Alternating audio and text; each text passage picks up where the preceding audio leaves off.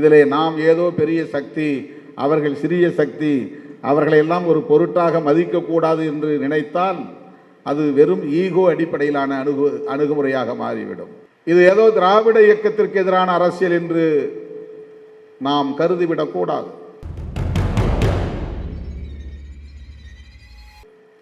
இன்றைக்கு தமிழ்நாட்டிலே மிகப்பெரிய ஒரு நெருக்கடியை நாம் சந்திக்க நேர்ந்திருக்கிறது.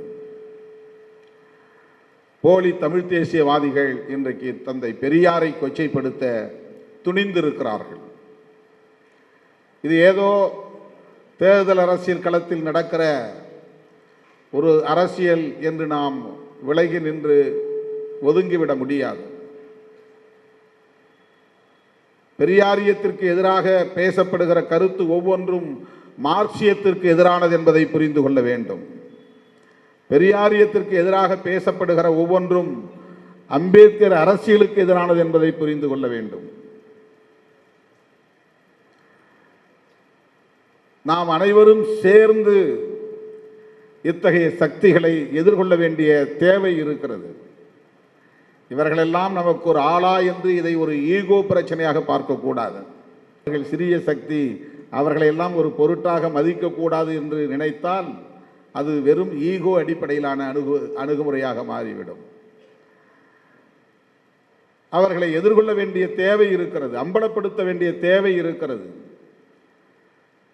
வீழ்த்த வேண்டிய தேவை இருக்கிறது.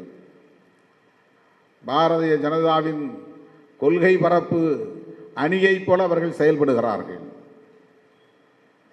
இந்த சூழலில் பெரியாரை விமர்சிக்க வேண்டிய தேவை என்ன இருக்கிறது? சனாதன கொடுமைகளை பற்றி பேசாமல் எச் ராஜா வரவேற்று ஆதரிக்கிறார் என்றால் அதற்கு என்ன பொருள்? அண்ணாமலை உடனடியாக அதை ஆதரிக்கிறார் என்றால் அதற்கு என்ன பொருள்? குருமூர்த்தி அதை ஆதரிக்கிறார் என்றால் அதற்கு என்ன பொருள்? அவர்களெல்லாம் என்றைக்காவது மேதகு பிரபாகரனை ஆதரித்ததுண்டா? அவர்கள் என்றைக்காவது எல்டிடி இயக்கத்தை ஆதரித்து பேசியவர்களா? பிரபாகரனை ஏற்காதவர்கள், எல்டிடி இயக்கத்தை விமர்சித்தவர்கள், தமிழீழ விடுதலைக்கு எதிராக நின்றவர்கள் பெரியாரை எதிர்க்கும் போது வலிந்து கட்டிக்கொண்டு வலிந்து வந்து ஆதரவை தெரிவிக்கிறார்கள் என்றால் அவர்கள் பேசுகிற அரசியல் எத்தகைய அரசியல் என்பதை இலகுவாக புரிந்து கொள்ள வேண்டும். இது ஏதோ திராவிட இயக்கத்திற்கு எதிரான அரசியல் என்று நாம் கருதிவிடக்கூடாது. திராவிடர் கழகத்திற்கும் திராவிட முன்னேற்ற கழகத்திற்கும் எதிரான அரசியல் என்று நாம் ஒதுங்கி நின்று விட முடியாது. நாம் எல்லோரும் பேசுகிற கோட்பாட்டுக்கு எதிரான அரசியல், நாம் அனைவரும் உயர்த்தி பிடிக்கிற சனாதன எதிர்ப்பு என்கிற கோட்பாட்டுக்கு எதிரான அரசியல், சனாதன சங்க பரிவாரங்களுக்கு சிவப்பு கம்பளம் விரித்து வரவேற்பு தருகிற அரசியல், தமிழ்நாட்டிலும் அவர்கள் காலூன்றுவதற்கு வேரூன்றுவதற்கு வழிவகுத்து தருகிற அரசியல் மிகவும் ஆபத்தான அரசியல்.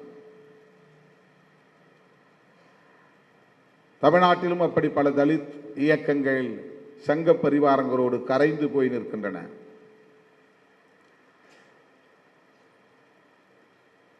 அண்மையில் விடுதலை சிறுத்தைகள் குறித்து பல விவாதங்கள் நடந்ததை நீங்கள் அறிவீர்கள். அந்த நேரத்தில் நான் எத்தகைய நெருக்கடிகளை எல்லாம் சந்தித்தேன் என்பது எனக்கு மட்டும்தான் தெரியும். என்னை சுற்றி என்ன நடந்தது என்பது எனக்கு மட்டுமே தெரியும். அவற்றையெல்லாம் நான் மிக சாதுரியமாக எதிர்கொண்டேன். இந்த மண்ணில் சனாதனிகள் வேரூன்றுவதற்கு எந்த சூழலிலும் நான் இடம் கொடுக்க மாட்டேன் என்பதில் உறுதியாக இருந்தேன். சகிப்புத்தன்மையோடும் பொறுமையோடும் அவற்றை எதிர்கொண்டேன். தொலைநோக்கு பார்வையோடு அவற்றை நான் அணுகினேன். இறுதியாக அதற்கு ஒரு முற்றுப்புள்ளி வைத்தேன். இன்றைக்கு அந்த விவாதமே நடைபெறவில்லை. இது எனக்கான ஒரு செய்தி என்று நான் சொல்லவில்லை, என்னை பற்றிய செய்தி என்று சொல்லவில்லை. இங்கே நடக்கிற யுத்தத்தில் நான் எதிர்கொண்ட அனுபவத்தை பகிர்ந்து கொள்ளுகிறேன். ஒவ்வொருவரும் அவ்வாறு நாம் எதிர்கொள்ள வேண்டிய ஒரு நெருக்கடியில் நின்று கொண்டிருக்கிறோம். அண்ணன் எஸ்என் போன்றவர்கள் இன்றைக்கு நல்ல உடல்நல ஆரோக்கியத்தோடு நம்மோடு இருந்திருந்தால், உயிரோடு இருந்து நல்ல ஆரோக்கியத்தோடு இருந்திருந்தால், இத்தகைய சூழலில் அவரால் பொறுமையாக இருக்க முடியாது. எங்கள் அலுவலகத்தை தேடி வந்திருப்பார், ஆலோசனைகள் தந்திருப்பார்.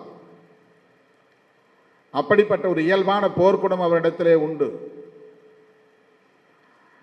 கொள்கைகளுக்கு நேர் எதிரான செயற்பாடுகள் எவையாக இருந்தாலும் அவற்றை உடனே எதிர்கொள்ள வேண்டும், வீழ்த்த வேண்டும் என்கிற ஒரு பதைப்பு அவரிடத்திலே இயல்பாக இருந்ததை என்னால் அவ்வப்போது காண முடிந்திருக்கிறது. ஆகவே ஒரு போராளியை நாம் இழந்திருக்கிறோம்.